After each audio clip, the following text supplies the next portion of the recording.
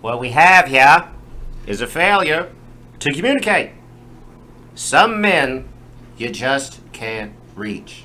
Which is why we had what happened here last week. Which is the way he wants it. Well, he gets it. And what we want, ladies and gentlemen, is the hardest body in the world, in wrestling and in entertainment. Ladies and gentlemen, it's the average bruz, Diamond Steve. And Josh Hardbody Daddy. Josh Hardbody, I feel institutionalized. I can't go outside those walls. I'm an institutional man now. I don't think I could live on the outside, Hardbody. Cool Hand Luke is one of my favorite movies. It's Paul Newman, I do believe, correct? Yes, it is Paul Newman, but Hardbody, you didn't even bother to mention or even advocate on what I was just doing. I just gave you the red line from Shawshank when he's talking to Andy about not being able to live on the outside no more. I love the Shawshank Redemption, but I'm in Cool Hand Luke mode. I'm in 1967. I'm in just like newly colored film. I'm winning an Academy Award for the Best Supporting Actor. I'm not even to Andy Dufresne and Morgan Freeman yet. Which, that being said, the Shawshank Redemption is my all-time favorite movie. Ladies and gentlemen, if you can't pick up on what we're talking about today, we said it before. We go into this topic every episode, and then we have to stop ourselves because it's worth a full episode. We are going to talk about movies. We're going to talk about everything that has to do with movies. This may be an hour long. This may go a little bit longer than an hour. You know what? I'm not really here for a time limit. The man isn't putting a limit on Diamond Steve today. Said that the match is going to end in a pinfall one way or the other, Daddy. There is no time limit draws. So today, we're going to bring you movies. We're going to talk about some things. We're going to talk about some remakes. We're going to talk about some trilogies. We're going to just talk about overall movies, what we think of them and what we think of certain other movies. Maybe talk about some bad movies in there. Right. We're going to talk about some good movies. We're going to talk about those great movies that you can just turn on. If it's on TV, you ain't flipping the channel. You know what I'm saying, Hardbody? Definitely, and The Shawshank Redemption is one of those movies for me. But I think a good place to start, because we normally talk about wrestling, is wrestling movies. And to be honest with you, I can only think of one that's a feature film, and that's The Wrestler with Mickey Rourke. Can you think any? Any other wrestling movies that are feature films? Right. That are good? Or are we talking about any kind of wrestling movie? I'm thinking period, like The Dark Side of the Ring and Behind the Mat and all that stuff. That's all like documentary type Well, stuff. yeah, Beyond the Mat's the only thing that was like in theaters. Dark Side of the Ring is a TV show. Right. That's really good, by the way. Yeah, it's super good. Even though they get a little dicey sometimes, right. But they talk about things that we all knew about, but now the new generation doesn't. So they're all 20. We've gone into this before. Right, we're not going to go into this again. But other wrestling movies. Was that movie with Jack Black? It was about wrestling in Mexico. It's a stupid movie. Yeah. What is it? Lucha Libre? No, Nacho Libre. Oh, or something Nacho. like that, where That's he's right. the masked luchador. Oh, another one, the WCW movie. Ready to Rumble. Right, that movie's I terrible. will crown you. Oh, it's so bad. David Arquette's so real wrestler now. Good for David. Real wrestler. And let's talk about movies for a second before we get into the wrestler, because we've talked about that before. I love that movie. I know you do. You love the fireman scene, but let's move and on. Ernest the Cat Miller. What's the movie that David Arquette just did? It's a documentary, so it's not really a movie. Oh, You Can't Kill David Arquette. It's talking about him getting into the business and actually paying his dues and doing all this crazy shit. I definitely only watched the trailer. Breaks, I haven't watched it yet. Right. If someone could, with their savvy, put that on YouTube or something for free. LOL, we won't tell nobody. Right. That's how I watched the South Park post-COVID special. Somebody gave their YouTube channel so that I could watch it for free. That's exactly how I used to watch pay-per-views when I was a poor man. And now I watch them for free. Right. You want to talk about The Wrestler. Okay, let's talk about The Wrestler. What was so good about The Wrestler? All of it, but Mickey Rourke was great. I mean, he just looks like a strung-out drug addict because he's a strung-out drug addict. He's not acting; he's living his gimmick. Oh man, and he put on so much weight for that role. Jacked. If you look at it, yeah, he's jacked. He's that. You picture him. Okay, let me rephrase this statement I was about to make. You picture like Hulk Hogan, who was in his 60s and his last run in WWE. You know what I'm talking about? Mm-hmm. When he was doing the Mr. America and lifting the mask and being like, "It's me." Yeah, he did the lie detector test and stuff like that. Yeah, when Hulk couldn't work at all. Yeah, exactly. But that's the picture you get when you watch Mickey Rourke in this movie. You get if Hogan let's say didn't go to WCW and acting clearly didn't work out for him. What he would have been doing is going to indie shows and things of that nature. Stuff he didn't do until later on in life because he was making money. I don't think Hogan ever really did the indies. I mean, he did TNA. No. He did some indie shows, though, because he did that one where he fights Ric Flair in, like, That's North Carolina right, or whatever. that's And he right. did a couple after TNA because he just went through the divorce. He didn't have any money. That's right. Bubba the Love Sponge took all his money. No, he got money from Bubba the Love Sponge. Oh, who took his money? His ex-wife, Linda, got most of it during the divorce. Terrible decisions, Hogan. Yeah, then she writes that book, and she's like, you were doing cocaine, and you and Macho, blah, blah, blah, blah, blah. The same things we talked about. They were touching places. Yeah. Allegedly. And, so, like, this movie, for me, gives you an actual look at these 80s guys. Right. That were not able to give up the limelight. You know what I mean? Like, this dude in this movie is living in a trailer. Instead of paying his bill to get into his trailer. It's not even a trailer. It's like a Winnebago. No, it's a trailer. He's got the van, and then he has the trailer. Remember? Because he walks up, and the landlord locked it on him after the very beginning of the movie, after he does that one match. And it's, like, locked because he didn't pay his bills or whatever. And then he goes to the titty bar with money that he should be using for his rent. Oh, and Marissa Tomei's there. Yeah, we've talked about this. Oh, girl. That resurrected her career. Yeah, she is... Oh man, my cousin Vinny. What a exactly. Speaking of movies, great flick. Well, speaking of actors, let's get on some actors here. All right. So, what are some movies with some actors in it that the minute you see the actor's name, you're like, I got to see this? Steve Buscemi. Steve Buscemi. I love Steve Buscemi. Yeah, I'll give you that. Besides all his Adam Sandler stuff.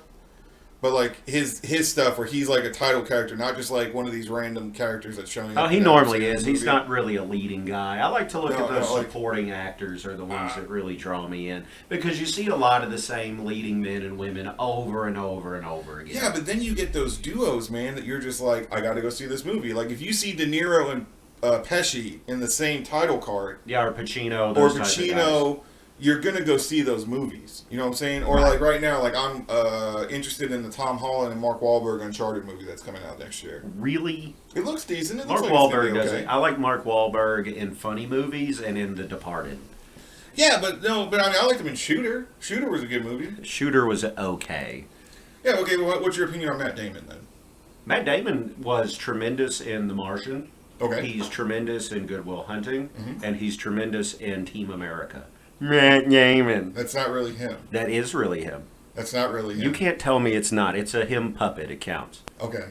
But when you think about Damon, do you think of him as... Look at you sandbagging me right I'm not there. Why are you sandbagging? That was funny. It was funny. What are you talking about? I'm not sandbagging anything. It's funny because he's not really Matt Damon. He's a puppet. That's and the they're joke. making fun of the fact that the only thing he can say is... And then you sandbag it the whole time. Okay, I'm sorry. I found Alec Baldwin's puppet a lot more funny. Alec Baldwin shot a guy. Yeah, let's talk about the news real fast. He shot a guy and didn't mean to, apparently. Allegedly. Allegedly. Went out like Brandon Lee. The Crow, another film that happened that Sting really liked. Yeah, Sting really liked The Crow. That's another movie that kind of inspiration for Sting's Crow gimmick, obviously. I don't care about WCW and I don't care about NWO because no one cares about me. Like, I'm an emo, weepy boy now. A.K.A. Stinger in '97. Oh, he was tremendous, and I didn't even dig The Crow. No, and that's why the Starrcade failed. Because Eric Bischoff's a fucking idiot. Exactly. Like he said that out loud on a recorded podcast. He's a fucking moron. What an idiot. He had one good idea. He had one good idea, and then you had the match of the fucking century that you built for a fucking year, where one guy didn't say a fucking word, and everyone was still like, "I need to see this match." And he fucked it up. And then you give Warrior like 18 minutes with the microphone. What the fuck are you thinking? I think they panicked. Like, Warrior just kept talking and they panicked. I will give you this, though. And again, this goes back, and I know we're going into the wrestling, but digressing a little bit here. I think this episode's going to take a little bit longer. But you go back and watch the episode where the Warrior cuts another promo. OSW was talking about it, and I went and watched it. And Before YouTube took it down? Before YouTube took it down. Well, it's back now. I know, I saw it's back. Way to win the fight, OSW. J, OC, V1. Good job. Don't fucking stand down to the man. That's right. We're never making money. But, again, when Warrior, in all of his aspects here, how do you think some wrestlers would react to a fan getting into the ring during their promo? You've got to beat the shit out of him. Or you got to cut it into your promo. You know what I'm saying? Right. Warrior, for being such a bad promo, I agree with OOC here, where he brings in the fact... It might have been OOC or V1 during the episode, where they talk about the fact that when this one fan came over the guardrail and was about to get in the ring, Warrior just kind of stares at him because WCW security was amazing back then because they had to be. Right. Because, you already had like 3 fans try to get in on the NWO and stuff. Yeah, they had real heat. Yeah. And you had this fan try to get into the ring, and while he's getting ejected by security, Warrior turns it into part of his promo where he goes, "You see, Hogan, there's another fallen warrior." And I completely agree. That is a great way of handling it. Instead of he freaked out a little bit. Right. But I also believe that Warrior probably would have beaten the shit out of this drunken, wherever they were, guy. Yeah. But I digress. And he's a baby face. I understand why he didn't just go over there and kick the guy's head in. But you got to protect yourself. Is that really understandable? Yeah, I mean, like, how many times have we seen that happen? Like, Triple H was the heel and saved the face Stone Cold in that one house show video. It's because he's not living the gimmick. I mean, clearly he's not living it. Now he has, You got to help your buddy out. Paul, I hope you're doing better. I know you had, like, major cardiac arrest and, like, still aren't back to work or whatever. Roids, daddy. Yeah. I mean, it's not good for your heart. I mean, we clearly saw that in The Wrestler as well. Let's bring it back to The Wrestler. Right. Because he's doing the roids. So what we see in The Wrestler is a guy who wants to continue and live up to the 80s. He was the Hogan in this movie. Randy the Ram. Yeah, he was the Hogan in this movie. Right. He was the guy who was the man of wrestling when he was wrestling back in the 80s. You did in the video. Let's just paint a picture here. Right. And if we were smart enough, we put this up and we're talking about it, but we're not. We're not.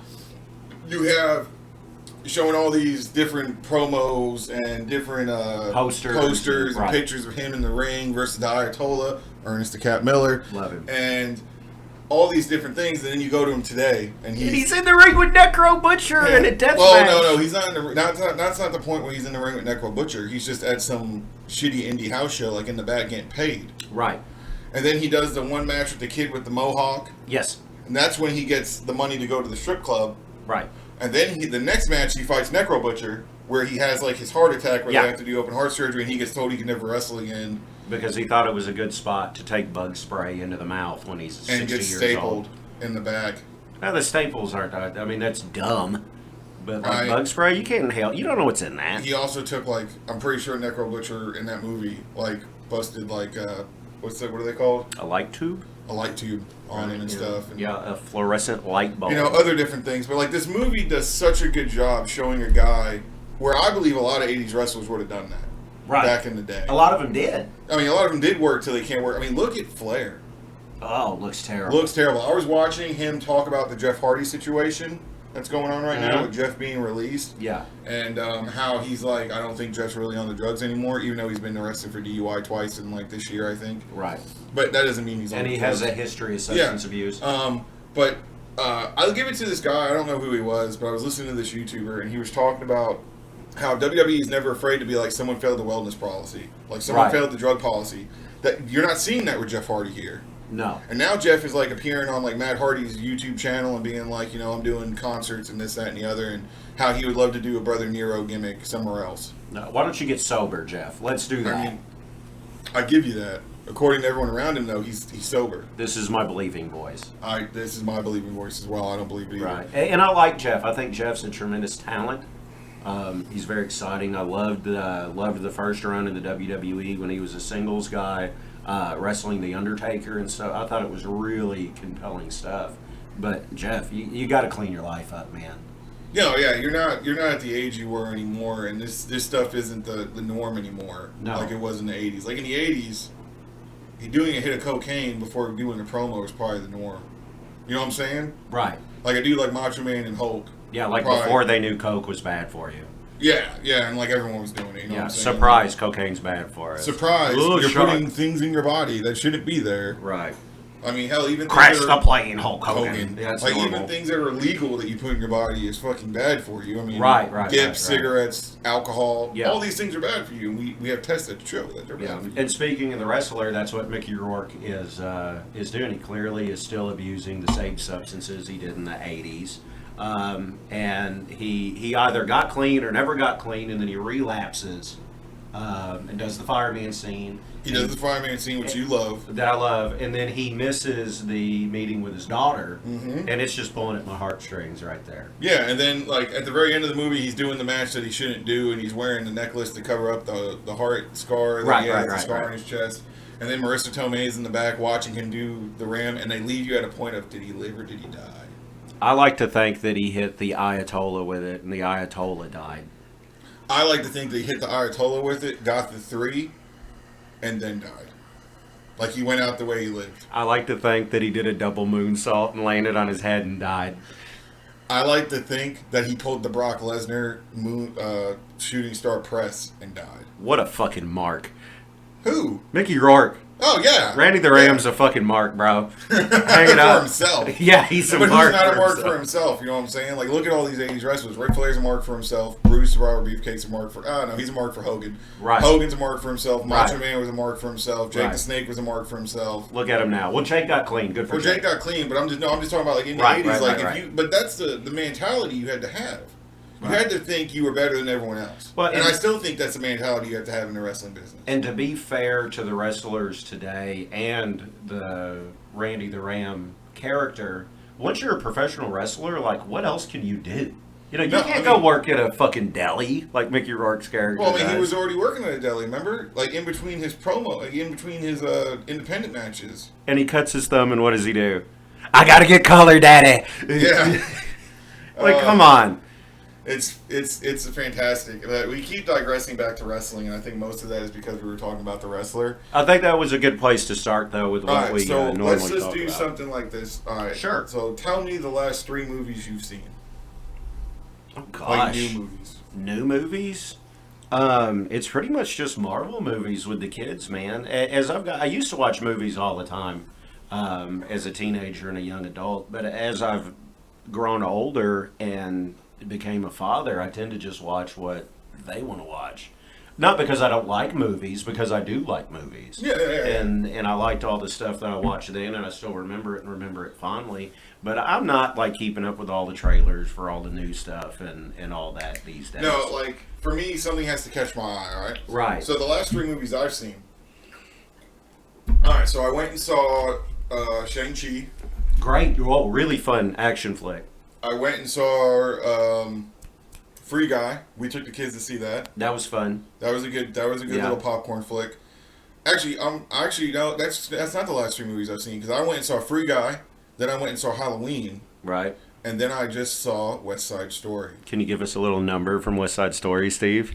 I could, but I can't sing, so what? it's kind of bad. What? Like, we're All not I gonna can do... say is, once you're a jet for life. No, you got to live the gimmick, Steve. You got, I didn't do it, but if I woulda, little Chicago. That's Chicago. That's a great No, musical. okay, so like honestly, like my favorite melody from that movie isn't Maria, isn't Tonight.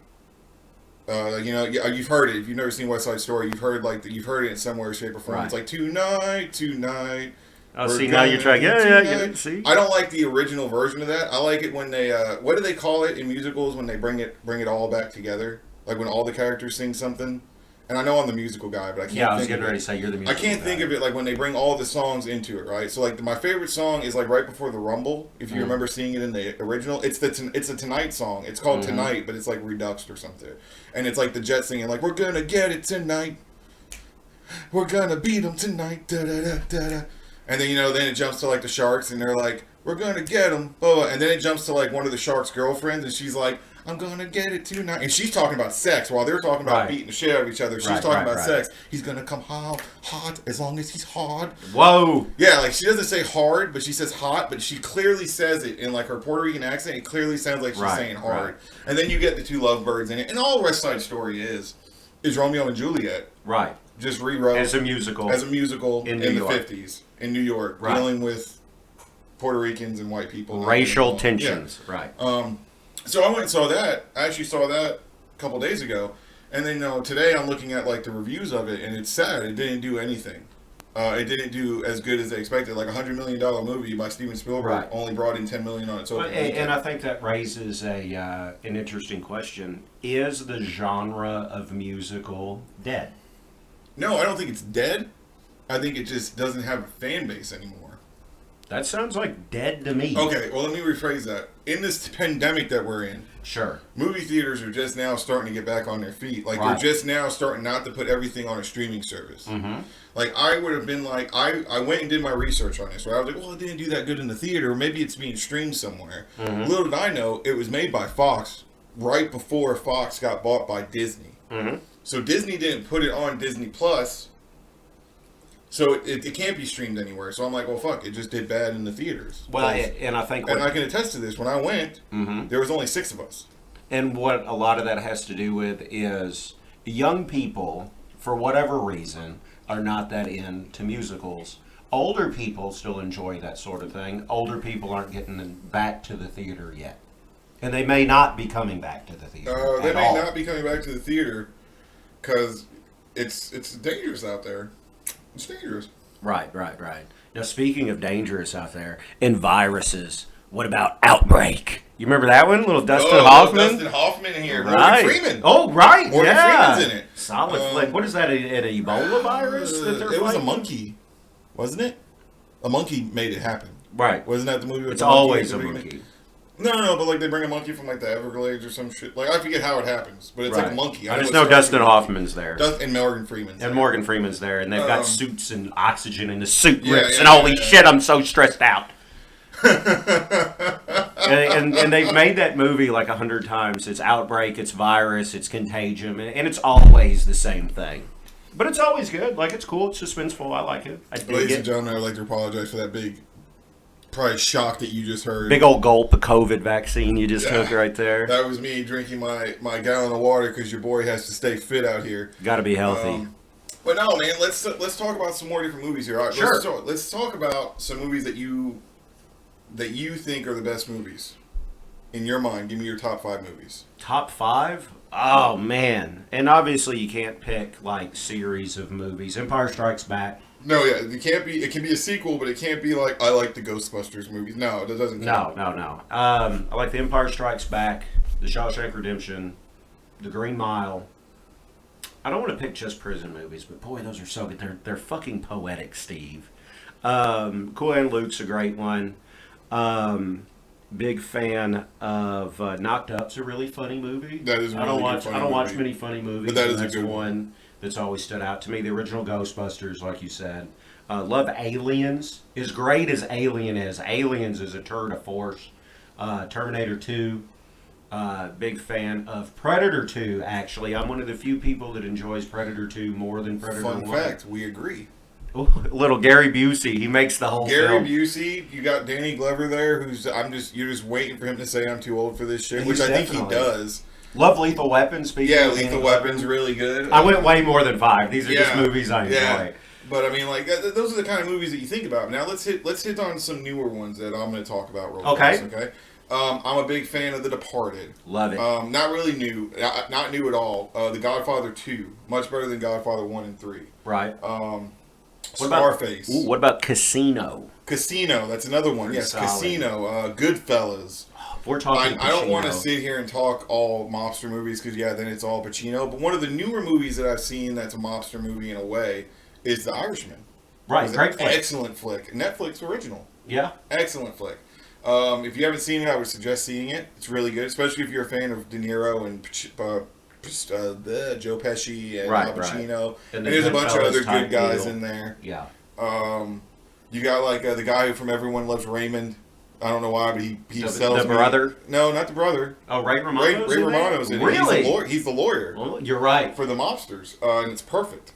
There's a couple other people in there. I can't think of their names that randomly pop up in that movie, but it's a really good movie. When I think of Pacino, one of my favorite flicks that he's in, is it Pacino that's in The Devil's Advocate? Yes. What a great flick with Keanu. Wow. Keanu is one of those actors where I can see him in a comedic role. And honestly, let's be real here. We're 90s babies. We're 80s kids. Right. We're 80s babies, 90s kids. The movie that you remember the most from Keanu, like your first Keanu movie, what was it? Point Break. Bill and Ted. Oh, for me. Also fun. Point Break's awesome. No, Point Break is good. No, I've seen Point Break. Oh, but man. I'm saying like the first movie I remember seeing Keanu in was Bill and Ted's Excellent Adventure. And then he did Bill and Ted Bogus Journey. And then he started doing movies like Point Break. Yeah. And Speed. And Speed's excellent. Those are excellent movies. Yeah, Dennis Hopper, Sandra Bullock. Dennis Hopper. That's about it. In a bus. No, the guy from Dumb and Dumber's in there. Oh, fucking. I can't think of his name. Is that him? Jeff Daniels. Jeff Daniels. That's Jeff Daniels. Yeah, that's Jeff Daniels. And he's like, He's like, what do you do in a hostage situation? Shoot the hostage. Bang! And shoots his partner in the leg to make the guy drop him. It's perfect. Right. Jeff Daniels is in a lot of interesting Yeah. roles. But let's think of some actors that have done some off-the-wall shit that are still considered great actors, right? You mentioned one, Dennis Hopper. Oh, Dennis he's Hopper. King Koopa. Yeah, that's the movie I'm thinking about. Right. And he's also been in some other things that I can't think about that you're just like, why are you in this, Dennis Hopper? But he's in it. Right. I think of John Travolta. You brought it up a couple episodes back, Battlestar Galactica, or Battlefield Earth. Battlefield Earth. This is acting with Barry Pepper. Yeah. who's excellent in Saving Private Ryan, the sniper. Yeah. Oh, I love him in Saving Private Ryan. I like him in just about everything he's in, except for Battlefield Earth. Battlefield Earth is fucking art, Steve. Are you serious right now? Oh, man, it's so bad. It's fucking I mean, we can agree perfect. to disagree, because I know there's probably some movies that I can mention that you have no issue being like... I like bad movies. What's wrong with movies I like that are kung fu so movies bad? from the 70s. You want to They're talk about bad super movies? terrible. Yeah, and they're super good. I don't know about Go that. watch The Five Deadly Venoms. Yeah. Ladies and gentlemen, if you've never seen a kung fu movie in your life, this is a public service announcement by No Don one Steve. cares. You need to go watch The Nobody Five Deadly cares Venoms. That movie about kung is fu great. movies. That movie No one is a cares. few kung fu movie No one that I cares. would sit here and Don't care. pronounce it to everyone La, to la, see. la. Are you done? People, I'm sorry you had to hear that. Kung fu movies are okay. Would you rather watch The Five Deadly Venoms or a movie like Hero or Crouching Tiger? I'd rather watch The Five Deadly Venoms. Would you rather watch The Five Deadly Venoms or Romeo Must Die? Five Deadly Venoms. Would you rather watch... Really? You're going to put Romeo Must Die in there? Like, that's just a straight up, like, let's make a Chinese kung fu movie with hip-hop stars. And don't get me wrong, I'm the hip-hop guy compared to you. Right, I feel like But, you would love that movie. But, like, I do like Romeo Must Die, but comparing it to Five Deadly Venoms, it's a completely different type of movie. Like, the whole movie in Five Deadly Venoms, like, don't get me wrong, it's not hard to figure out, but you're trying to figure out who's the third Venom, because he's the only one that you don't know. And He's the wearing a mask Asian the guy. entire- That's a little racist. Oh, That's a little racist. it's true. Was he an Asian guy or not, Steve? Okay, he was an Asian guy. Thank you. But that's a different kind of movie. Like, you talk about those kind of movies. Oh, let's talk about it, right? So you got Romeo Must Die. Let's talk about some Jet Li movies from the U.S. All right, you get started with Lethal Weapon 4. Yeah, was excellent. when a lot of people were introduced to Jet Li. Yeah. Excellent. He's Yep. the silent bad guy Yep. who can kick the shit out of all of them. Yep. He's like taking apart the weapon. And then he was Master Roshi. Was he Master Roshi? Yeah, and he was like, "There's a magic wrecking ball." It's like, oh, Jet Li, stop it. He wasn't Master Roshi, was he? He was definitely. Google it right now. Google it. No, he Tap was me, tap me. not. He was definitely Master. My phone's not here. Look at it. People. While Steve Googles this, Jet Li was definitely Master Roshi, and Dragon Ball Evolution is so bad it's terrible. Like they're so bad they're good movies, like Battlefield Earth. You're wrong. Who was Master it? Roshi. Who was it then? Master Roshi's the guy from Crouching Tiger, Hidden Dragon. Fucking Google it. I'm Steve. Googling it. You keep talking. You started yelling at me first. It's definitely Jet Li every time. Looks Chow like- Yun Fat. Oh, never Master mind. Roshi. Disregard. I was incorrect. You were incorrect. Never mind. Chow Yun Fat is terrible in that movie. Regardless, whether it's Jet Li or Chow Yun Fat. What are you Googling now, Steve? I'm not Googling anything, okay? I have to answer a message because my job is asking me to Oh, answer I'm a sorry. I message. thought you were Googling So here some we go. shitty Kung Fu movies. You were wrong. Okay, I was Ladies wrong. and gentlemen, the hard body was wrong. Definitely Because I knew wrong. Jet Li wasn't in that movie, because when people were doing like fan theories of like who was going to play Vegeta, he was the one that they were saying was going to play Vegeta. Yeah, but Vegeta is not in I there. don't know who was like sitting here thinking like, oh, well, let's talk about fan theories for a shitty movie if they make a sequel, because that movie was fucking terrible. Right. Dragon Ball Evolution. You didn't even hire an Asian kid to Terrible. play Goku. How do you do that? Everyone else is Asian though. It doesn't make sense. It doesn't make... The movie's terrible. It doesn't make sense. Is Dragon Ball Evolution better or worse than Rollerball? Worse. Is Dragon Ball Evolution better or worse than Escape from L.A.?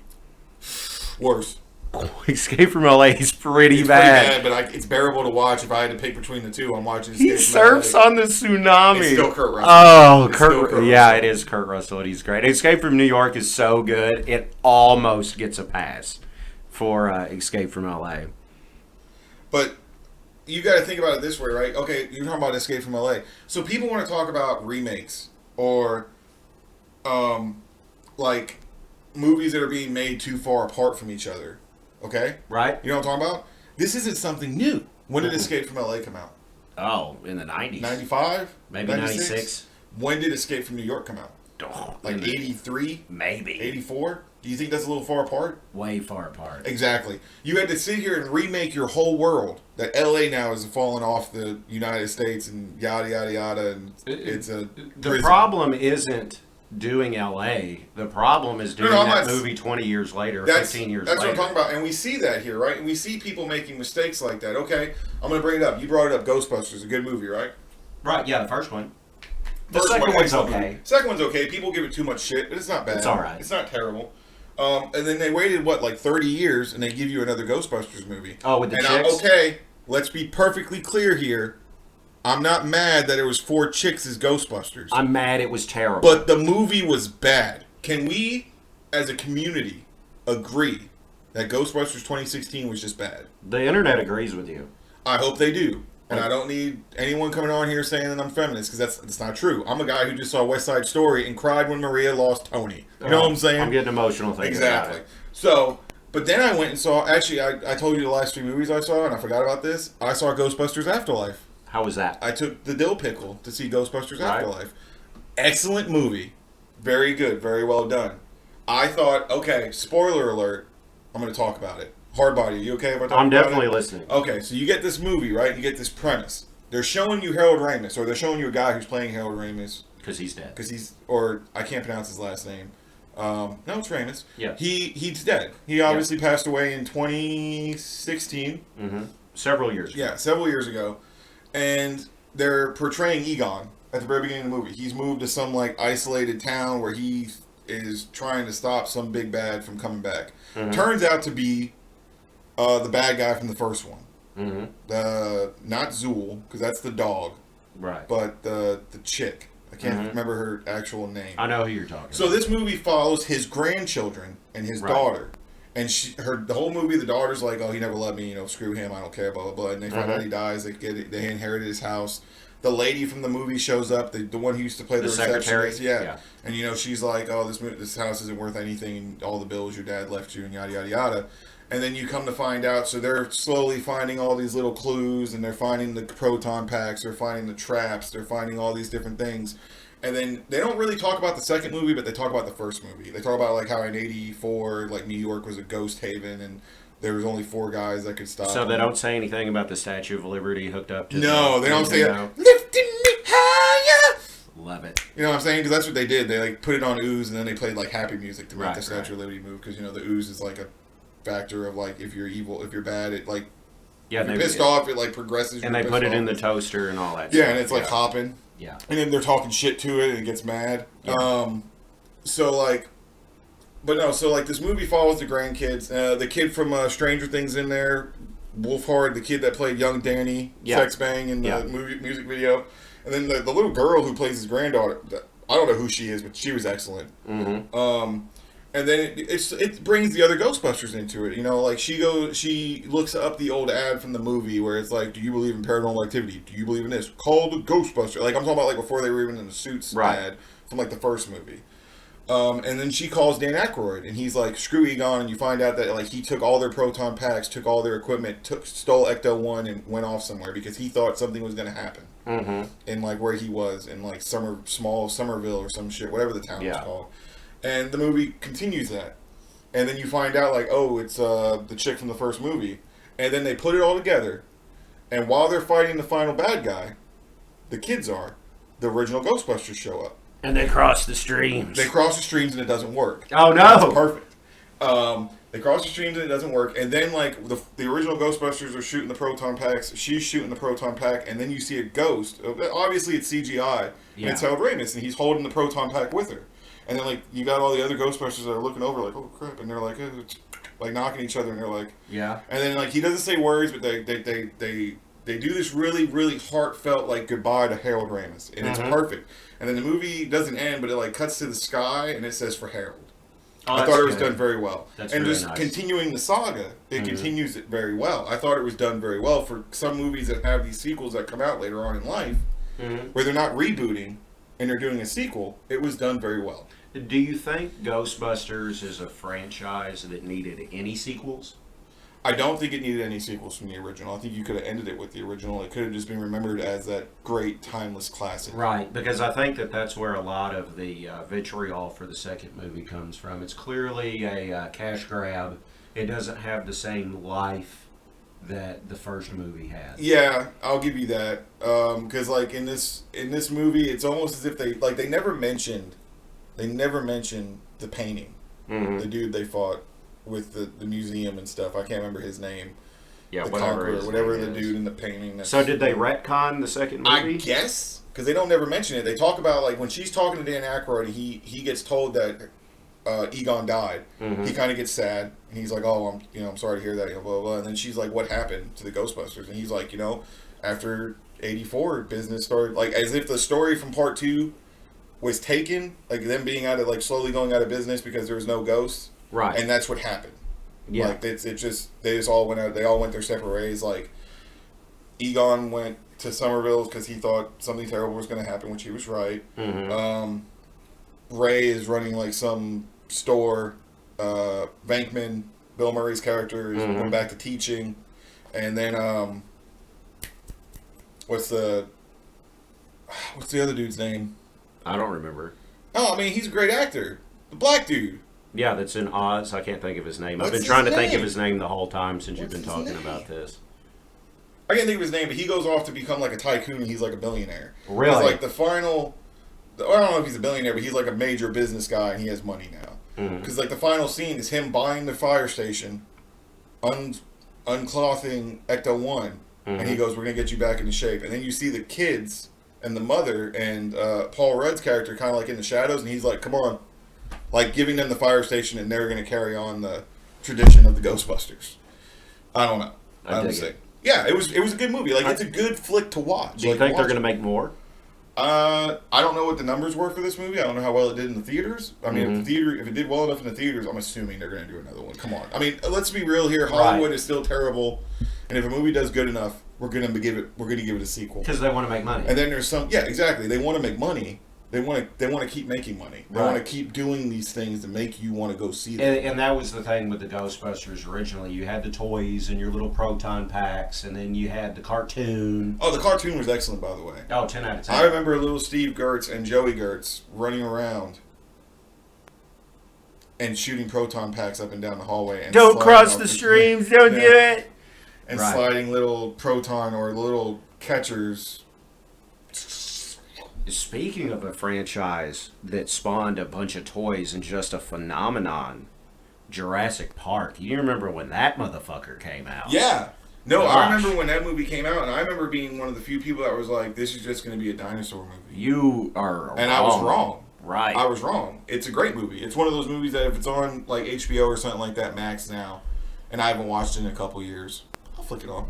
It's aged really well, too. The practical effects were excellent. All of them have, if you ask me. Even though the third one's terrible, it's still, the practical effects in it have, like when the raptors show up. Right. And like they're standing in front of the doctor in the third one, like they still look good. Even though they're doing this whole like, oh, they've evolved and, whatever. Yeah. But the second one, Lost World, that's still really good practical. Yeah, I like the Lost World. Besides when the T-Rex is going through like San Diego. Right. But no, like, the first one is a timeless classic. Like, I don't think a movie like Jurassic Park needed any sequels. I don't think Jurassic World needed to come out. Yes, Jurassic World movies that had a long time in between. Yeah. The Jurassic Park 3 and then Jurassic World, several years. Yeah, because Jurassic Park 3 was in like 99, 98, maybe? No, I was in high school. So maybe 01. 2001, 2002-ish. Yeah. Because we graduated in 2004. Showing our age here. Yeah. But like the Jurassic Park movies are really well done. Jurassic Park, I mean, is really well done. Right. It's an excellent movie. It's an excellent book, by the way. If you Michael Crichton. Yeah. And he wrote Lost World too, if I'm not mistaken. Yes, so that's the reason why it makes. And the books are different than the movies, but I think the changes they made in the first movie don't affect it at all. No. And then the Lost World, as far as the film goes, I don't think anybody really connected with the character of Ian Malcolm. Not to make him the star of the next one. Right, yeah, that didn't really work out. He was the side funny character in the first one. And if you watched the first one, that's what Ian Malcolm is. Right. And Jeff Goldblum's great. This is not a knock against Jeff Goldblum. The life finds a way. There's a fly in the chamber. Welcome to Jurassic World. That's right. Julianne Moore is in this movie. They tried to give it some star power because Jeff Goldblum is just. Whoa! Jeff Goldblum's a star. Like The Fly was a great movie. What year did The Fly come out? The 80s. Yeah, exactly. Okay, what about Martians? Oh no, what was it called? The movie when Jim Carrey, and it's him, Jim Carrey, and one of the Wayans brothers, Damon Wayans. What is it? Earth Girls Are Easy. Yeah, Earth Girls Are Easy. Definitely not a Oscar-winning. Funny film. fact: you asked me a question before we started this show. Sigourney Weaver's in that movie. Is she? I'm pretty sure. So she's in that the movie. question for the internet out there is: I asked Steve if he could name me 5 movies that Sigourney Weaver's in, and he can't use all the Alien films. Okay, that's fine. I want you to start talking to the internet because I just want to make sure I'm correct about this last thing I just said. I don't know if I can name 5. I'll try to. She's in Alien, obviously. She's in Dave. That's a really silly premise. She's in Space Quest. That's one of my favorite movies. Ladies and gentlemen, Diamond Steve would like to make a statement here. Right. I was mistaken. It wasn't Sigourney Weaver and Earth Girls Are Easy. It was Gina Davis.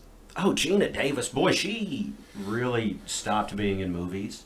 Well, I don't think she needed to act anymore. You know what I mean? Like, she did a bunch of those, like, starring roles in, like, the 90s. And, like, look at people who stopped acting. Like Rick Moranis. He stopped acting. He gave it up after his wife passed away in a car accident or something. And we saw Kevin Costner go away for a long time before he did Mr. Brooks. No, even before he did Mr. Brooks, when he took, like, he did that movie, Mr. Brooks, way after he did, like, anything major. He did that movie with Dane Cook when he was the serial killer. And that's right. He was teaching Dane Cook how to kill, and then, like, he was like, you pissed on the floor. They're going to think it's you. And he got Dane Cook to take, like, the fall pretty much for, like, all the killings he's done. I guess Kevin Costner made his money in Robin Hood and Waterworld. Postman. Oh, the Postman. The premise was so good. How did you fuck it up? And they fucked it up. It's the same thing with Waterworld. Like, how do you fuck up a concept like this? And they just fuck it up all over the place. I hate it. Kevin Costner's an awesome actor. Dances with Wolves. Oh, I love Dances with Wolves. No, that's another Costner movie. Fields of Dreams. Field of Dreams is so. If you can watch the end of Field of Dreams without just being a ball of tears, like, you don't have emotions. Yeah, exactly. He's playing catch with his dad, Steve. I can't hold it in. And wasn't his dad Ray Liotta? Yeah, well... No, Ray Liotta was the main ghost. I'm pretty sure Ray Liotta's his dad. No. Not Ray in real life. Ray Liotta's Ray Liotta. No, Ray Liotta wasn't his dad in the movie. Ray Liotta was the main ghost that was like, you gotta build it, Bill, or whatever the character's name was. Oh, that's right, like the catcher or something. Yeah, and then he gets pissed off at Ray Liotta at the end. He's like, why don't I get to go? I did all of this, and I don't get to go. And then he's like, it's not your time. And then his dad's the catcher, and he gets to play catcher with his dad. And then I am just fucked up after watching that. Yeah, you're just tearful. Like, the wife and daughter are watching it from the porch, just holding each other. It's beautiful. Yeah, it's poetry. It's so good. Great movie. Another great Kevin Costner baseball flick. Bull Durham. Susan Sarandon, Tim Robbins. Oh, Kevin man. Costner. You were absolutely... no. Another Kevin Costner movie. What's the name of it? He's the pitcher, and he's pitching his final game, and he's trying to pitch the perfect game. Yeah. That's what it's called. Yeah. Where it's showing, like, he messes up his hand, and then he has to go to rehab, and he's old, and he's on the Red Sox? No, not the Red Sox. The Pirates? I don't know. I watched that movie like one time. Yeah, but... And I was like, this isn't Bull Durham, it's terrible. I love Bull Durham. Let me see it again. But no, man, like, there's a lot of good flicks out there that we grew up with. There's a lot of good baseball flicks. Have you seen Moneyball? Oh, Moneyball's really good. Oh, man, Jonah Hill's a real actor. Yeah, real actor. Kind of comedic. Really good when he does comedic roles. Another good movie with him in it and a bunch of those comedic guys in it. This Is the End. Yeah, This Is the End is funny. I like Seth Rogen a whole lot. Pineapple Express. I like when James Franco does those crazy, funny movies because he is pretty comedic. He's a lot better at that than being Harry Osborn. Oh, no. I loved him as Harry Osborn. No, I need like... Oh, little goblin gonna cry? Oh, terrible. Oh, it's perfect, man. So, let's go into... Sure. Some other things, right? So, we've talked about a couple of different things here. I don't think we've really stayed on track. No, talking about movies. I want to hear from you. Okay. The definitive trilogy when you hear the word trilogy, what do you think of? Duh, Star Wars. Okay. When you were growing up, what was the only movie you heard referred to as the trilogy? Star Wars. Do you know that there's more movies? Not talking about Lord of the Rings. That's way past. Like, Yeah. we're in high school when those Yeah, movies yeah, started yeah, coming yeah. out. That's a later There are a trilogy. lot more trilogies from when we were kids. Alien has a trilogy? Yep. Terminator is more than a trilogy, but that's later. No, but Aliens is more than a trilogy, too, if you think about it. Well, yeah, but Alien So is Star Resurrected. Wars now. Alien Resurrected didn't come out till a lot later than Alien 3. That was like 7 or 8 years in between movies, and then it got retconned. It didn't really happen. I don't know. What trilogy am I missing, Steve? Godfather. Right? The Godfather. I've never seen The Godfather. Are you serious? I've never seen How it. have you never seen The Godfather? I'm just not that interested in mobster movies. What are you talking about? It's got Pacino. I like Pacino. You gotta watch it. I want you to look I'm not something saying up. I'm not I want you to like look something refusing up. to watch The Godfather. I've just never watched I it. want you to look up this thing on YouTube, right? So you know who Michael Corleone is. Yeah. Like, you know that's the Yeah, I'm character familiar Pacino plays. with The Okay, you're Godfather. familiar with The Godfather, how he doesn't want anything to do with the family business. He's a lieutenant who just got done with Right. World War One or Two. I'm not sure which. Something like it's that. something, one of the World Wars. I can't think of which one. And there's this YouTube video where it talks about the downfall of Michael Corleone, where he goes from where he talks about like when he first gets in there and why he had to take over after his dad got hit and things of that nature. And after why his dad died, he was chosen to take over and not his brother. It's very interesting to listen to this YouTube. I can't think of the dude's name, but it's perfect. How have you never seen The Godfather? I've just never seen it. Ooh, Poltergeist has 3 movies. Indiana Jones has 3 movies. Oh, it has more than 3 now, but it only has 3 real movies. Real that movies we're in my gonna heart, watch, and it's right? coming out with a 5th fucking movie. Ugh, too bad Sean's gone. How good is Indiana Jones and the Last Crusade? It's really good, and it's really sad that they killed his character off. Well, Sean Connery passed away, hasn't he? Yeah, he's dead now, but How he long didn't ago- want to How long come ago did back. Sean Connery pass away? He didn't want to come back and do For the 4th one. No, He was still alive when that one came Yes. out, wasn't he? Yeah. yeah. That's what I was thinking. He did League of Extraordinary Gentlemen. Speaking of concepts, like it's a literature Justice League. How do you fuck that up? Oh, they figured out a way to fuck it Well, up. I mean, look at all the things they fucked up. All right, let's talk about it for a couple seconds, right? I've made it very clear that if you ask the internet, people who listen to this show, they can tell you what my favorite game franchise is. Resident Evil. Right. Oh, fuck that all the way up. So, I'm not talking about the other movies. The other movies had nothing to do with the video games. I'm going to talk about this 2021 reboot that they just came out with. That's another movie I went and saw. Why did you go see that? Because I'm a Resident Evil mark. Ugh. And I went to see it. I knew exactly what was going to happen. I'm going to tell you what pisses me off the most. Ladies and gentlemen, spoilers alert if you haven't watched this movie. And if you're a fan of Resident Evil, I hope you agree with me. And if you don't, you're wrong. Yeah, you're done. Our Hardbody isn't even really that big of a fan of Resident Evil, but he's not going to agree with me. They made Leon the comic relief. They can't do that. They made Leon the comic relief. Let's talk about the fact that the internet blew up when they were like, why are they making Leon a Latino guy? Like, who cares about that? Right. My problem is like they made him a literal fucking joke in this fucking movie, and I'm pissed. Next to Chris Redfield, Leon is like the next biggest hero in your whole fucking franchise. Yeah, it goes Chris, Claire, Leon, Jill. No, Yeah. it goes Chris, Leon, Jill, Claire.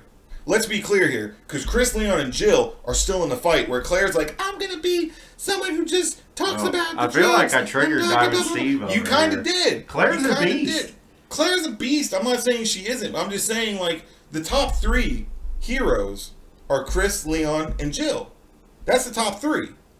That's the top 3, right there. You just like Jill's tube top. In No, Resident you Evil like 3. little I Jill's did. tube top. I did. I didn't really care what she was wearing. She was fighting Nemesis. That's all that mattered. Was there even a guy in Resident Evil 3? Or is it just Jill? No. There's Carlos, the umbrella worker, who Nah, nobody cares. who's like, we're Right. here to help, and then he realizes that they're not really there to help. Yeah. But no, so this movie does something a little off the wall, right? And I'm just going to bring you to my next topic after I get done talking about this movie. They did Resident Evil 1 and 2 together. Right. But So- mistake right there. They kind of added this thing where the Redfields family died, and they got put in this orphanage that was ran by Umbrella that had secret experiments going on, and yada, yada, yada. Claire runs away. Actually, doesn't even really run away. Apparently gets sent away by Umbrella, and Chris thinks she ran away. She shows up in Raccoon City, and Chris is like, what are you doing here? Blah, blah, blah. And he's like, I gotta go. Well, him and the Alpha team are getting sent to the mansion while everything is fucking up in the city. This shit is written for you. Here's what you do, ladies and gentlemen. I'm about to break it down. We're about to make a Barney film. fucking style for you, okay? If you were gonna make a film over something, and I'm not saying you don't got to change some things. You know what I'm saying? Like change some things. It's fine. Sure. I get it. But your source material is there. If you want to give me something as a fan, because when this movie came out, they were like, we're gonna give you more of a game adaptation, Right. than what the last movies did. Yeah, with Mila Jovovich. Yeah, whatever her name and is. the terrible sequels that came out after that movie. Right. This is the thing that gets me about this movie is that they're trying to do 1 and 2 together. And I know I've already said that, and it bothers me, right? The shit is written for you. Just start the movie off with, like, Chris in a helicopter heading towards the mansion. That's all you need. Him and Wesker and Jill, they're in the chopper, and Barry's there, and then, like, 2 red shirts, like, as in Star Trek, that you can kill off in the movie, because those 4 guys can't die. Right. Well, you could think Wesker's dead, but i.e., you know, he doesn't He's really not. die. Spoilers. Spoiler alert, everyone who hasn't played Resident Evil 1 For yet. a 20-year-old game. And you have them go to the mansion, you make the whole movie take place in the mansion, and you literally end the movie with Barry, Jill, and Chris getting out. And then you do a post-credit scene showing Claire and have it say 3 months later, her riding her motorcycle, going past the city sign that says Raccoon City, so many miles away. Right. Credits. You're right. And then you make the second movie. Then you make the second movie. Then which you is make what? more money. You make the second game. Now, here's the thing you could do. Right. Internet. You can do Resident Evil 2 and 3 in the same movie. Yes. And then just kind of change it a little bit to where Leon and Claire meet up with Jill or something. Or just have them all get out their separate ways just like they did in the game. Yeah. It makes sense because Resident Evil 3, it's weird. It takes place like 24 hours before and like 24 hours... Or it takes place 24 hours before Resident They're Evil 2? around the same time. Either it takes place 24 hours before Resident Evil 2 or... After, no, it takes place 24 hours before Resident Evil 2 because 24 hours after Resident Evil 2 wouldn't make sense because in Resident Evil 2 they blow up the city. Yeah, they nuke the town. They nuke the town and the umbrella gets put out and, you know... Right. Then they go to Bolivia or some shit. Oh, then Resident Evil 4 happens. Then you can do that movie which follows Leon. Yeah. And then you can be like, hey, guy who played Chris, we're going to bring you back. Here's your new partner, Shiva. Not a great game, but we could probably make a great Resident Evil movie out of 5. Right. But you're making more movies, You're making more movies, you're making more money, and you're giving the fans what they want of the series. Because you're right, the only people that went to see Resident Evil Raccoon City, Welcome to Raccoon City, were fans. Right. You know what I'm saying? Like someone like you will probably watch that thing on like Netflix or something when it gets put on there. You know what I mean? Like that's when you're gonna watch it. I mean, then again, you could probably say it about other video game movies too. You know what I mean? Like Mortal Kombat. Man, the first one isn't that bad. But boy, that second one is a straight up abortion on screen. Yes, it really is. They didn't even get the same actors. They got 2 same actors, and that's it. Man. The girl who played Princess Katana And then Luke Kane. Right. Everyone else is different. And then they kill Johnny Cage immediately. Right at the fucking beginning. Oh, terrible. Right at the beginning, he's like, this is bad. And then does the shadow kick, and Shao Kahn just goes, ha, whatever. Yeah. And then he gets put on like the statue thing. And then they do the slow-mo of Sonya being like, yeah. And it's a different Sonya, and it's just... like the concept of Mortal Kombat 2, making this Mortal Kombat 2 game as the second movie is fine. They rush that movie and the execution's just completely terrible. Here's the thing though, right? If you care about the source material and you care about making money, you could have easily done Mortal Kombat 2. Again, the shit, ladies and gentlemen, the shit is written for you. I'm going to say it again. That is going to be the topic of this portion of this episode. The shit is written for you. You can literally do Mortal Kombat 1 the same way you did it. Right. You want to change some characters? Cool. Do Mortal Kombat 2 the exact same thing. Or the exact same off Mortal Kombat 2 where Shao Kahn comes to Raiden and is like, I challenge you to Mortal Kombat. Be all end all. This is going to be it. But this is the one. Mm-hmm. I know it's not 10 years or whatever, because that's what Mortal Kombat 2 is. Right. Shao Kahn challenges Raiden. He agrees. Boom. And then Mortal Kombat 3, Shao Kahn goes, I lost, but fuck you, I'm coming anyway. Yeah, I'm coming anyway. Right. And that's pretty much what Annihilation was. If there's one thing I will give them, is if you look at it, and they bring it up in the review that I watched of OSW, and that's probably why I remember it now, is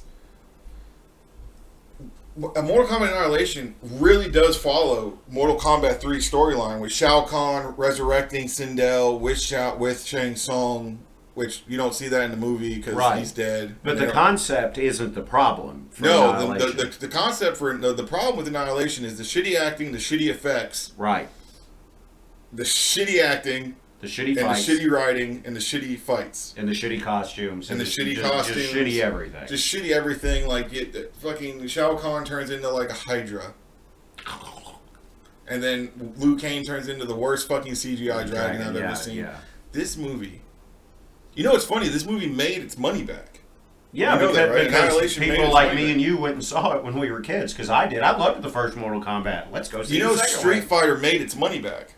Because people like me We're and you... going to get in this boat and and go go up up this the river. river. It kicked Bison in his arse with Kylie Minogue's there for reasons. And then, like, I love the way Street Fighter ends, by the way. It's just them doing their combat poses at the, like, how they win, like, in the game. You ever notice that? Yeah. Like, it's, like, Jean-Claude Van Damme randomly pulls out a comb and he's, like, combing his hair. Like Guile does. What did you think they were going to do? No, it's just, it's gold. And Raul Julia, who's a real actor, that gets to be his last role. That was his last role. I'm sorry, Gomez. I'm sorry. Oh, man. Like, it could have just been Gomez. Because at least that was It could have been, like, Addams Family Values, which was still a good sequel. Right. To Addams Family. And, no, he chose to do Street Fighter, where he probably remembers it as the day he graced our television screens or our movie screens as M. Bison.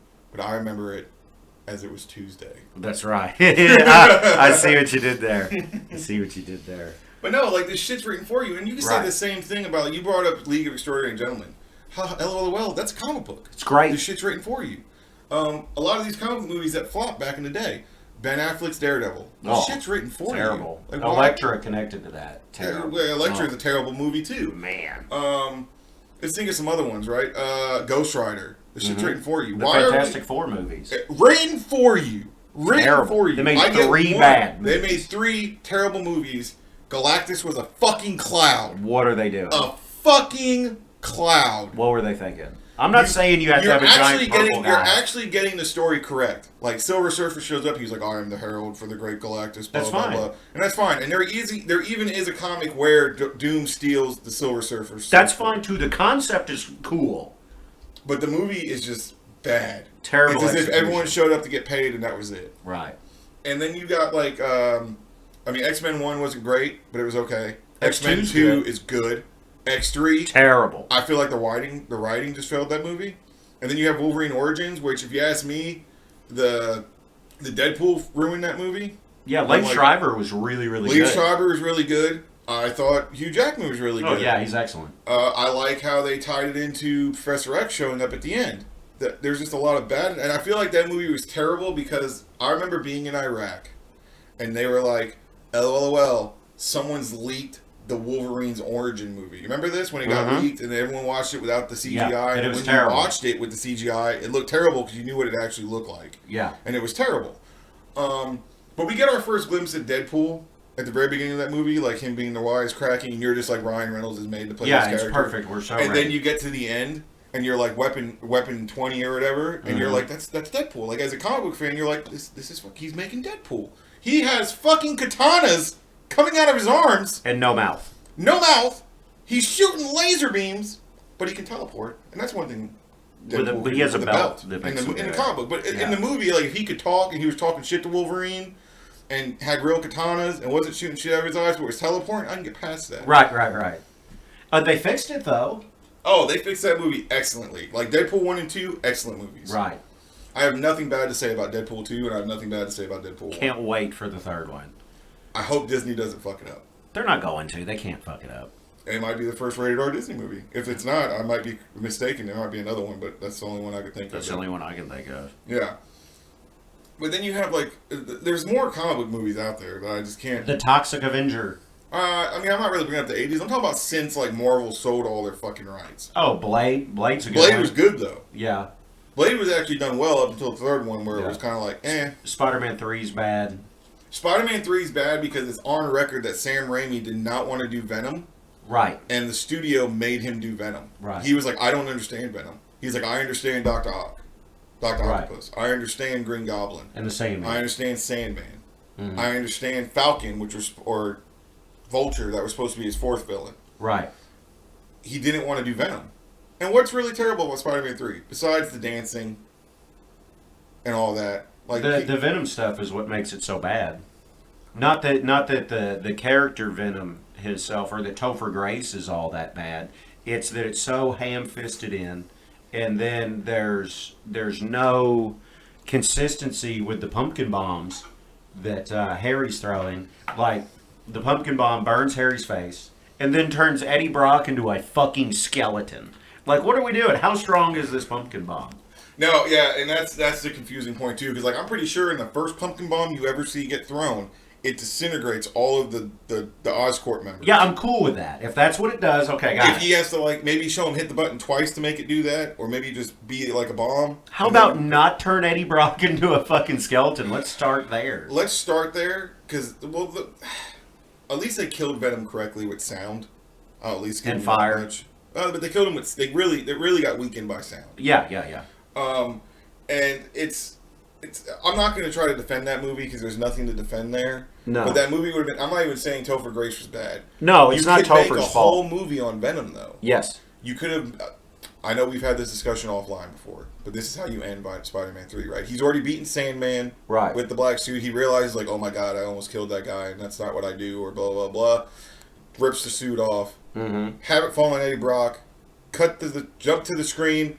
Cut the credits. Right, and then you make a fourth movie that's a Venom movie. That's a Venom movie, and you do it correctly. Like, you slowly show him fucking with Peter in his real life. You slowly Right. show him fucking with Mary Jane because he knows everything that Peter knows because Right. the symbiote was on Peter. And it makes sense that way. Yeah. I know I fucking couldn't stand... I remember being in the theater watching that movie. At midnight. Not even at midnight. I was there at midnight when it came And out. I remember watching Venom crawling on the... I didn't even get past that Venom just looks like Spider-Man with, like, razor teeth. I'm cool with that, too. I'm cool with it. It's fine. I get it. But they redid Venom, and they did it very well. With Tom Hardy? Yes. Oh, yeah. Tom Hardy's an excellent actor. I'm glad that they made Eddie older and they didn't do all the stuff with Peter. Now, I'm interested to see what they're going to do moving forward with that post-credit scene for Let There Be Carnage. Oh, yeah, the post-credit scene where it shows Venom looking in a hotel room. It shows Brock and Venom having like a conversation in a hotel room. Right. He's like, I could show you things from other dimensions and other universes that my people have found. And then all of a sudden they get transported to another universe, which is clearly when Strange fucks up the spell in the trailer for Spider-Man Right. No Way Home. And then they see Peter Parker on the screen with his mask off and in the Spidey suit, and Venom clearly knows who that is. It's going to be interesting to know why that Venom knows who Right. Spider-Man is. Right. And, That's what I'm most intrigued and how by. Eddie is going to relate to all of it, because Eddie's like fucking 40. Yeah. Yeah. But are we going to get like this Venom being like, I remember you from another universe, or a symbiote remembers you from another universe fighting, like he remembers fighting a Spider-Man? Right. Are we going to see any of it? Yeah. Or are they just going to make us wait for another movie? Yeah, because none of that has even been teased with the Venom stuff. And none of the leaks talk about it, at least that I've seen. Not that, 4chan leaks aren't exactly known for being accurate. Don't get me wrong, but you would have thought you'd hear more about Tom Hardy if he's going to be in that movie. Speaking of Spider-Man No Way Home, which, ladies and gentlemen, if you haven't gotten your ticket, check get tickets for it. Buy We got our it. tickets. We're all seeing it. How do you feel, or how will you feel, if you go to this movie and Andrew and Toby don't show up? I'm going to set my seat on fire. Are you serious? I'm going to be so fucking pissed. How can you have this movie without Toby and Andrew? I don't even need Andrew. I need Toby. All I'm saying is if Toby doesn't swing out of like the multiverse crack and I don't hear a hero can save us, not sure if I can wait. I like Nickelback. I saw a funny meme, actually. My buddy saw it at 8 when we were doing our training, and it's pretty funny. It was like, we're all old enough now to admit that Nickelback isn't bad. You know what I mean? I'm old enough to say they're still bad. Tell me their Nickelback song that you like. You're a liar. Look at this photograph. That's the one you like? Every time. No, I don't like any of them, Steve. I told you I didn't like any of them. I think a hero can save us. Terrible. God, awful. Not sure how long I can wait. Like, if Toby's not swinging in Right. to help Tom at this moment, I'm going to be pissed. Yeah, I'm going to mark out when that happens. Don't get me Oh, not because man. of Nickelback, because of Toby. Yeah, exactly. Actually, I'm more marked out about Willem Dafoe. Oh, he's so good. I cannot wait to see William Dafoe. It looks like they did a little de-aging for him. I like hope some that CGI. turns out good. It looks good. They did it. You've seen the latest trailer where they show him up close without the mask on? It looks pretty good. Like he's smiling and throwing the pumpkin bomb. Right. It doesn't look great in stills, but in movement in real time, it exactly. seems Because like Doc Ock looks good. Like he's clearly not that young anymore, but they've done Right. like some CGI to him to make him kind of get to where he was in Spider-Man. And 2. Alfred Molina looks older, but not substantially old. Now, you look at Alfred Molina in real life, it's like, holy shit, this dude's really old. Yeah, well, fun fact. Jamie Foxx turned 52, I think, yesterday. Looks great. Yeah, it looks great. 52.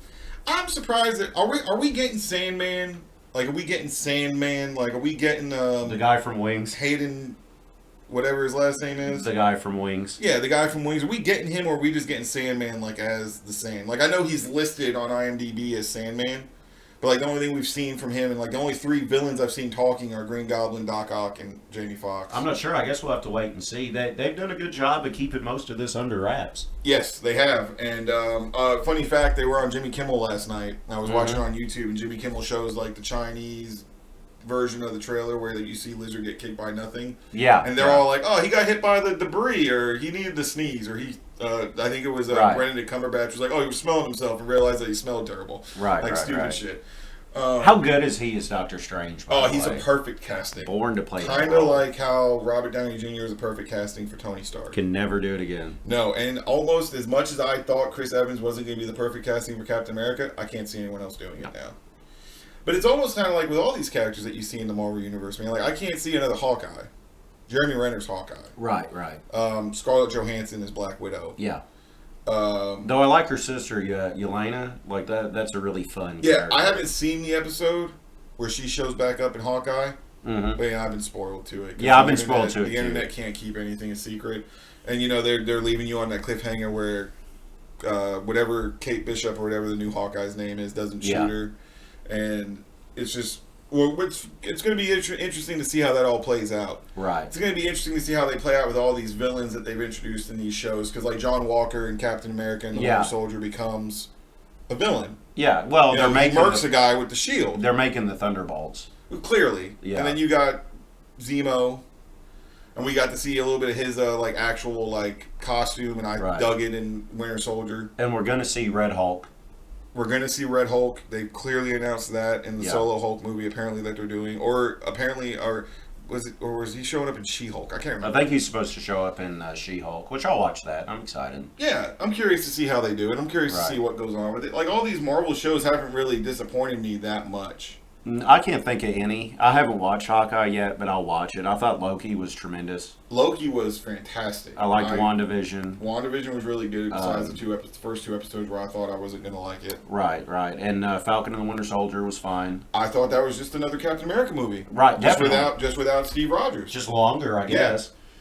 I mean, you could have made that probably like Captain America 4, and then at the end of it, like, you know, where he becomes Captain America. It's cool. It worked out fine. No, it worked out fine. And then we were getting Captain America 4 with Sam as Captain America. That'll be good. And we'll see what goes on with that. We're going to see how it plays out. Yeah. I'm excited. I like Anthony Mackie as an actor. I think he's very good. I think he's another one that can do these serious roles and he can do these comedic roles. Because another good... Bringing it back to some movies that we haven't... Bringing it back to a movie we haven't talked about, but we talked about Mark Wahlberg earlier. We haven't brought this guy up yet, but, you know, we're big fans of him when he was a wrestler. Pain and Gain. With The Rock, Mark Wahlberg, and Anthony Mackie. When they're when they're the muscleheads and they kidnap the guy and then... The Rock gets like addicted to cocaine again, and then finds Jesus at the end and like turns them all in. Yeah, now he's gonna be Black Adam. And now he's gonna be Black Adam. That's and we got to see that trailer. Yeah, that's pretty good. And you know, we're gonna see a lot of interesting things happening. There's a lot of interesting things happening in the movies right now. Well, and it's all getting fired up after COVID, and I'm interested to see what Hollywood's gonna do, how streaming services are gonna relate to all this. Because I really like the fact that they've had stuff come out in the theaters and in streaming on the same day. Oh, I mean, let's talk about it. The Matrix. It's coming out on HBO still, and the theater. Gosh, I'm going to watch the new Matrix, but I'm not sure how I feel about it. I have questions. Have you watched the latest trailer? I have, and I also watched the previous 3 movies, 2 of which are bad. 2 of which are bad. I'll give you that. The third one ends clearly with Trinity dead. Clearly. And Neo dead. Right. I need them to explain to me how they're still alive. Why is Carrie-Ann Moss here, and where is Lawrence Fishburne? Well, Lawrence Where is Fishburne, he? I can explain that to you right now. Yeah. In the video game that came out after the movies, Morpheus dies in the Matrix. So that's canon. And that's canon. Okay. So this is a new Morpheus. Mm-hmm. Like, he's not playing the same Morpheus. He's another guy who took on Morpheus as his, like, icon, and then he gets saved. Or whatever, you know, like, whatever they do. So they never got out of the Matrix is what we're getting at. What we're getting at, they never got out of the Matrix, because they're even, like, in this trailer, you even see a guy who's Agent Smith, and it's not the dude from Lord of the Rings and the Red Skull. Right. I can't think of his real name. Hugo Weaving or something like that. It's not him, but, like, you know, in the trailer they show the new guy and he's like, Mr. Anderson, and it cuts to, like, Hugo, and then it cuts back to the new guy.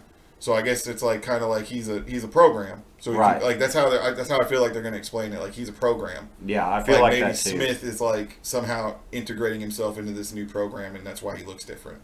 Yeah, I'm real curious to see how they're going to play this movie out. I'm going to see it. Are we going to see it in theater? Or are you going to watch it on HBO? I'm going to watch it on HBO. Shit. Yeah. That's an easy one. I'm going to watch that on HBO. I'm not going to go to the theater to watch that. I have too many speculations on it to go see it in theater. Speaking of keeping stuff under wraps, like, no guesses on what's going on. I have no idea what's going on. Like, clearly watching the trailer, right, you can clearly see that the movie has gone from, instead of just putting them in the Matrix, now, like, they're getting prescribed the red pill. Right. Or is the blue pill is the one that frees you, right? Yeah. No, the blue pill is the one that keeps you there. Okay, so they're getting prescribed, because, like, you clearly see Neo, Thomas Anderson, right, a.k.a. Keanu, the man who can't age, popping blue pills out of, like, a prescription bottle. Yeah. So maybe we'll get explained, like, that's a way if people are asking questions, the way the machines are keeping it under wraps. Because it's a new Matrix, also, or they never got out. Why are the machines fighting us again? Like, Neo sacrificed himself to stop it. Wasn't this solved? Exactly. Wasn't it solved? I thought it was solved. I thought we were at peace. But then we see a old, clearly in makeup, Jada Pinkett Smith in the new trailer. He's talking to her. I don't know what to think. Like I said, I'm going to watch it, but my expectations are very tempered. I mean, I'm clearly going to watch it, and I'm clearly going to try to see what's going on there. And I've never been more confused on a movie on why a remake or a sequel is being made. Speaking of a long time between movies as well, yeah, there's a lot of red flags. The Matrix Revolutions was 2003, 2004? Something like that. We were in high school. Were we in high school? Yeah. When that final one came out? Pretty sure. Yeah, because they came out a year apart. I know I was in high school for the second one, and they came out a year apart. Because they literally filmed... Yeah, because that was like one of the movies where they filmed the second one and the third one together. Yeah, at the same time. Yeah. And that's the reason why it kind of makes sense when you literally turn on the third one. It literally... Like, sometimes you have, like, that odd period where it's not the same thing, but this one literally picks up, like, right where the second one ended. Yeah, there's not one. But that's a movie where I have a lot of questions about, and I'm just confused on. Like, why are we doing this? Why does it need to be made? I know that I'm pretty sure there was some battle between, like, the ex-wife of one of the brothers, because, like, it's not written by the Wachowski brothers. Wachowskis, no. It's written by a female named Wachowski. No, they're transgendered. I didn't know that. Yeah, they're both transgendered. I didn't know that. My bad. Yeah. So one of the brothers, or one of them wrote it. One of the Wachowskis did. Wrote it. It's not both of them this time. I guess. I don't know. Okay. I haven't done a lot of research on it. I didn't know that. Yeah. Very interesting. I think both of them are transgender. I know one of them is. Okay. Well, clearly there is a female name. Yeah. Yes. The writer for and it's Wachowski. Yeah. So, pardon me, I didn't know that. Right. I thought there was something going on with, like, the wife or something. No. Maybe. I don't know. But besides the point, what do we got? Anything else? That's what I got for you, Steve. I think I've wet the movie whistle for right now. I'm sure we'll have to come back to something like this again in the future. No, absolutely, because this show, again, isn't just on wrestling. It isn't just on TV or video games. It's on everything that we want to talk about, anything at all. I do have something I want to say. And I know not a lot of people listen to the show, but for those of you who are affected by this tornado that happened on Friday night, my thoughts are with you. I would say prayers, but I'm not a praying guy. My thoughts are with you and your family. I hope everything worked out for you. I hope everything works out for the communities that were tragically trampled by this storm. Right. Yeah, across 4 states. Wow. Yeah, it's crazy. And you're only hearing about like 2 major things, but like if you look at it on the internet, like some people are like, what about this town that's destroyed or this town? Like they're only talking about 2 major places. And, you know, let's just saying, we're not like emotional guys on this show, but, you know, my thoughts are going out to everyone. I hope everything works out. I have friends that were in some of these cities, and I hope everything works out for you guys. And on that, we're going to end it. Bye. Goodbye.